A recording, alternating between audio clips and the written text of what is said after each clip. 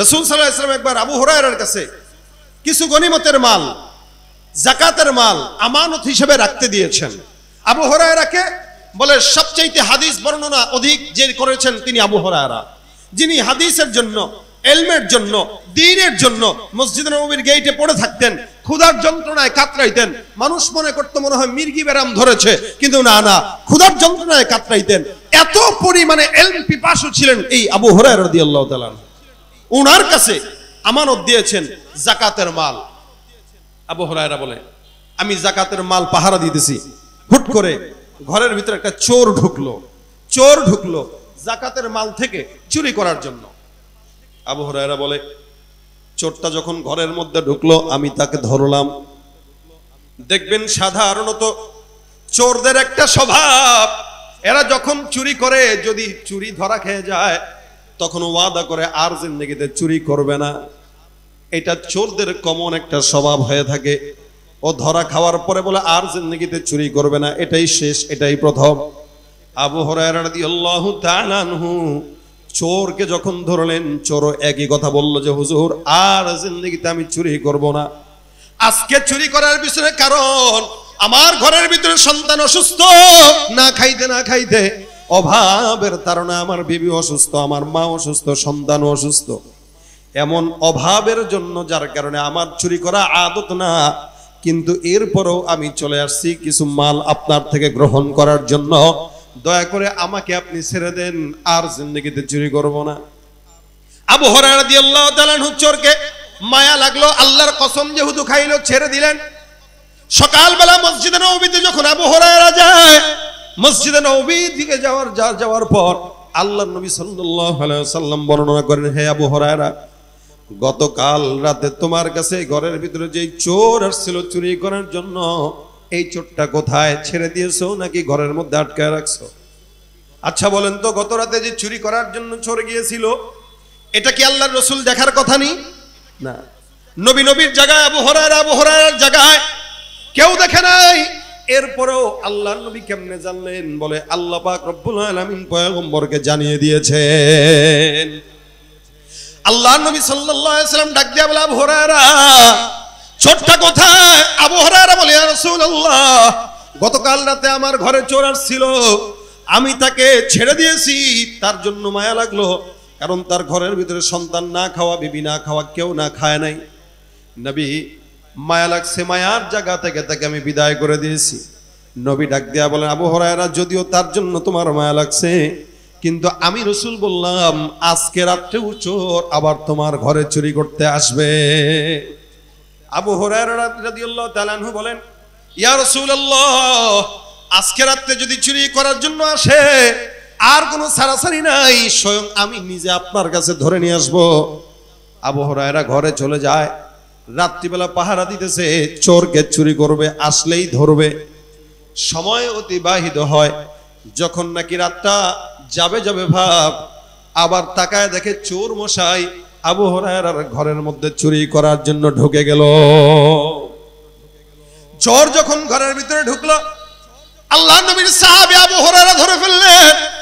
ধরার পরে ডাক দিয়া বলতেছেন, কিরে, গতকাল তোমাকে নিষেধ করা হলো, কসম খেয়ে তুমি গেলা, আজকে আবার কেন আসলা? আজকে তোমাকে ছাড়াছাড়ি নাই, পয়গম্বরের কাছে তোমাকে নিয়ে যাওয়া হবে।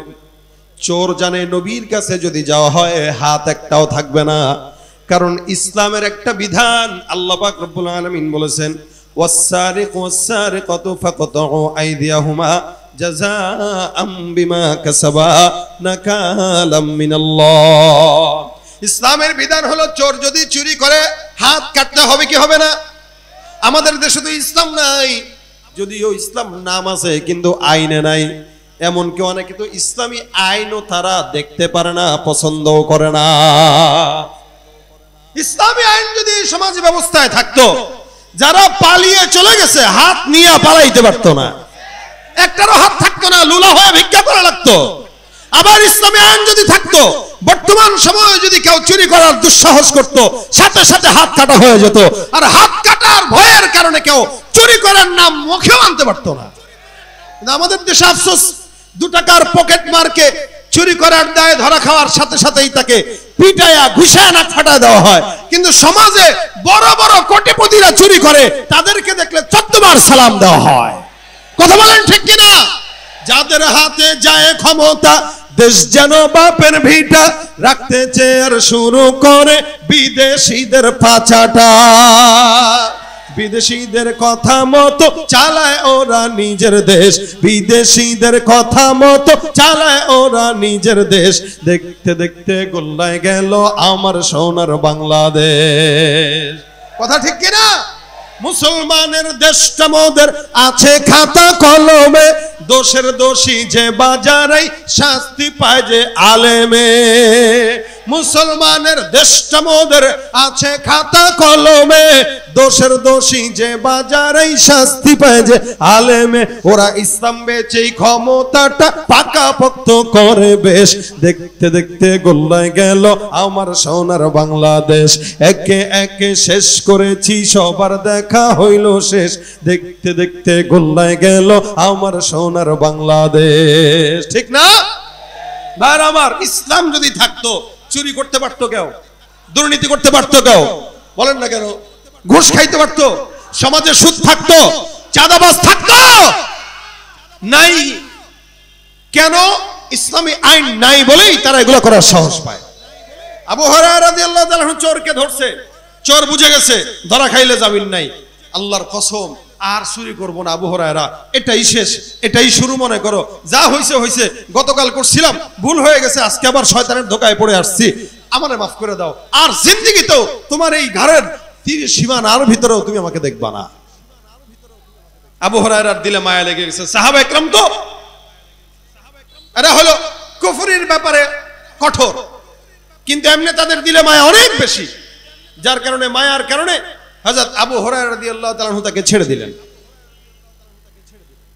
সকালবেলা যখন ফজরের নামাজের সময় মসজিদে নববীতে আবার গেলেন, পয়গম্বর ডাক দিয়া বলে, আবু হুরায়রা কোথায়? চোর কোথায়? রাসূল ডাক দিয়া যখন চোরের কথা জিজ্ঞাসা করলেন, আল্লাহর নবীর সাহাবী আবু হুরায়রা বলেন, ইয়া রাসূলুল্লাহ, চোরকে গত রাত্রেও আল্লাহর কসম খেয়ে আমার কাছে ওয়াদাবদ্ধ হয়েছে আর চুরি করবে না, যার কারণে আমি আবু হুরায়রা তাকে মায়ার কারণে ছেড়ে দিয়েছি।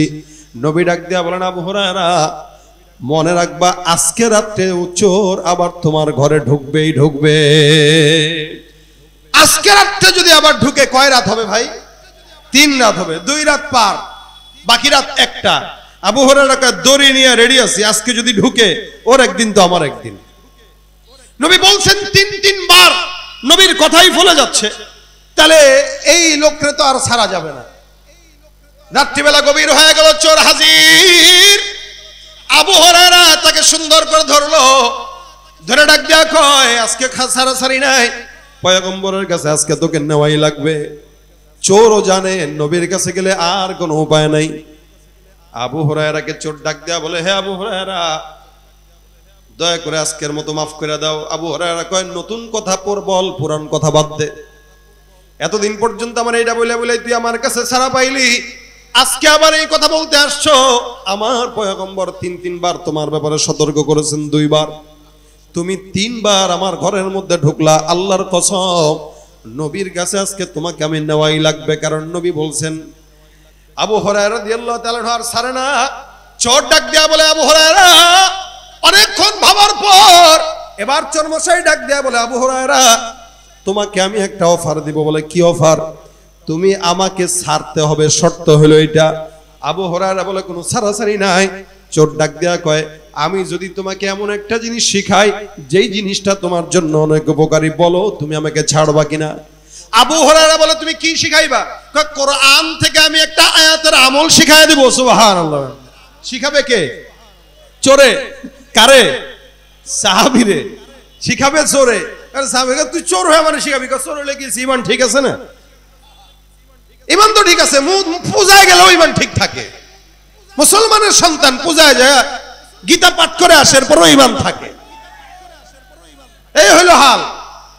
চোর হইলেও ঈমান ঠিক আছে। আবু হুরায়রা রাদিয়াল্লাহু তাআলা ডাক কয়, কি শিখাইবা? তোমাকে আমি একটা কোরআন থেকে আয়াতের আমল শিখাবো। আল্লাহর নবীর সাহাবীর লোভ লেগে গেল। কারণ ইলমের ব্যাপারে তার এমন লোভ ছিল যে লোভ তাকে পাগল বানায় দিয়েছে। কয় কি, যদিও চোর কিন্তু ইলম দরকার, যদিও চোর কিন্তু ইলম দরকার। এ চোর বল, তাড়াতাড়ি বল, কি শিখাইবি বল, যদি তোর পছন্দ হয় তাহলে তোরে আমি এখান থেকে নাজাত দিয়া দেব, মুক্তি দিয়া দেব, নবীর কাছে নিব না।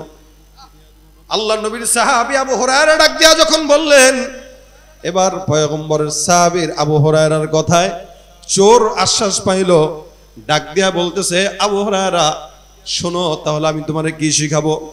এটা বইলা আবার চোর পড়া শুরু করছে।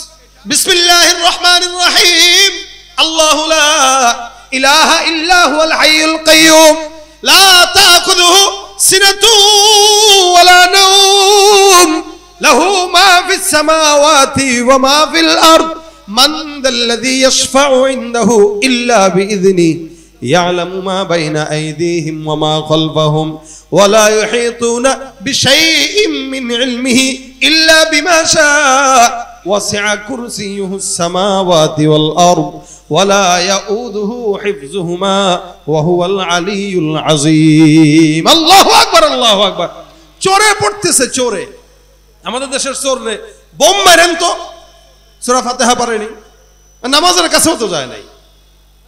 চোর এবার পুরো আয়াতটা পড়ে ফেললেন, ডাক দিয়া বলে, আবু হুরায়রা এই আয়াতটা আমি তেলাওয়াত করলাম, এই আয়াতের উপরে কেউ যদি সকালবেলা আমল করে, বুঝেন এই আয়াতটা যদি কেউ সকালবেলা তেলাওয়াত করে, রাত পর্যন্ত ওই বান্দার হেফাজতের দায়িত্ব নিয়ে নেবেন আল্লাহ। আবার রাত্রেবেলা যদি কেউ তেলাওয়াত করে, সকল প্রকার শয়তানের ওয়াসওয়াসা থেকে, সকল প্রকার বালা মুসিবত থেকে হেফাজত করবেন কে? চোরটা শিখাইতেছে কাকে? বলে আবু হুরায়রাকে। আবু হুরায়রা কয়, এরে চোর, যদিও তুই চুরি করলি কিন্তু আমার কাছে তোর এই তথ্যের আমলটা অনেক পছন্দ হইল, যার কারণে আমি তোকে নবীর কাছে নিব না, যা যা তোকে আমি ছেড়ে দিলাম। চোরকে ছেড়ে দিছে কিসের বদৌলতে? একটা আমলের বদৌলতে। আমাদের দেশের মানুষ হইলে কইতো আগে 50,000 টাকা দিবি বেটা, আমল বরবাদ দে, আমল তো ইউটিউব আর এআই এর মধ্যেই পাওয়া যায়। এখন তো মুফতি সাহেব এআই, চ্যাট জিপিটি, আপনি যা মন চায় চ্যাট জিপিটি কে জিজ্ঞাসা করবেন, এলোমেলো ফতোয়া দিয়া কিভাবে কাফের বানানো যায় ওই ফিকির করবে এরা। এজন্য আর আলেমদের কাছে যাওয়া দরকার নাই, জেলে গুনাহ নাকি? জেলে গুনাহ। আবু হুরায়রা রাদিয়াল্লাহু তাআলা আনহু ছেড়ে দিলেন। সকালবেলা ফজরের নামাজের সময় মসজিদে নববীতে গেলেন, নবী ডাক দিয়া কয়, আবু হুরায়রা চোর কোথায়? আবু হুরায়রা বলে, হুজুর কাহিনী তো ঘটছে অনেক। বলে কি কাহিনী? এই এই এই এই এই এই আমলের বদৌলতে চোরকে আমি ছেড়ে দিলাম। নবী ডাক দিয়া বলে, নিশ্চয়ই চোর সত্য বলেছে, তবে আবু হুরায়রা তুমি জানো ওটা কে ছিল? আবু হুরায়রা বলে, না না। আল্লাহ নবী বলেন, যাকা শাইতান, তোমার কাছে এই 3 রাত পর পর যিনি আসছে সে আসলে এই মানুষও নয়, সেটা হলো ইবলিস, শয়তান। শয়তানের বেশে তোমার কাছে এই চোরটা আসছে তোমার সম্পদ থেকে বরকত নষ্ট করার জন্য। কিন্তু আলহামদুলিল্লাহ তুমি সাহাবী হওয়ার কারণে তোমার সাথে পেরে উঠে নাই, ও পলাইতে বাধ্য হয়েছে। এবং সে যেটা শুনাইছে, যেটা শিখাইছে, এটা বাস্তব এবং সত্য। কেউ যদি রাত্রেবেলা আয়াতুল কুরসি পড়ে ঘুমায়, সারা রাত তার হেফাজতের জিম্মাদারি আল্লাহ নিজে নিয়ে নেয়। আবার কেউ যদি রাত্রেবেলা পড়ে, সকালবেলা পড়ে, সারা দিনের হেফাজতের দায়িত্ব আল্লাহ পাক রব্বুল আলামিন ওই বান্দারটা নিয়ে নেয়। শুধু তাই না, নবী করিম সাল্লাল্লাহু আলাইহি সাল্লাম বলেন, বাড়তি দিয়া যে 5 ওয়াক্ত নামাজের পরে পড়বা, তো আল্লাহ পাক তোমার জান্নাতের রাস্তা সহজ করে দিবে ইনশাআল্লাহ। একদম ছোট্ট। অনেক উলামা একরাম এটাকে ইসমে আজম বলেছেন। আয়াতুল কুরসি ইসমে আজম। যা পড়বেন, যা নিয়ত করে পড়বেন, আল্লাহ কবুল করে দিবে। সন্তানের পেট ব্যথা রাত্রিবেলা, তা আপনি টুকপুইরা ফু দিয়া দেন পেটে, দেখবেন পেট ব্যথা কমে গেছে। আমি দিনাজপুরে এক মাহফিলে গেছি একজনের বাসায় রাত্রিবেলা, তা এর আলমারিতে আতর ভরা। আমি ওনাকে জিজ্ঞেস করতেছি, ভাই এত আতর? আতর তো অনেক ছিল আরো। আচ্ছা তা কই গেল? কার বললেন না রাত্রিবেলা ঘুমায়, সকালবেলা উঠে দেখি নাই। আমি মানে কি? জিন্নাত নিয়ে, শয়তান নিয়ে যায়। তো জিন্নাত, তার খারাপ জিন্নাত যেগুলো, এরা তার বাসা থেকে আতর চুরি করে। এটা বাস্তবতা। এজন্য কেউ যদি রাত্রিবেলা তার সম্পদ রক্ষা করতে চায়, তার ঘর হেফাজত করতে চায়, সেজন্য আয়াতুল কুরসি পড়ে। কারণ শিখাইছে কিন্তু শয়তান আবু হুরায়রাকে। শয়তানের সবচাইতে কি বলে দুর্বল জায়গায় আঘাত করলে যে এমনি বাঁচা যায়, ওই সময় সে বাঁচার জন্যই কিন্তু ওই জিনিসটা শিখাইছিল, নাহলে রসুলের কাছে যাওয়া লাগতো, তখন কিন্তু অবস্থা খারাপ হইতো। এই জন্যই রসুল বলেছেন সে যা বলেছে অবশ্যই সত্য বলেছে, সে তোমাকে সত্য বলেছে, তবে তার উদ্দেশ্য ছিল খারাপ, আমার হাত থেকে তোমার হাত থেকে বাঁচার জন্য শিখায় গেছে। তার শিক্ষা আমাদের জন্যও শিক্ষা।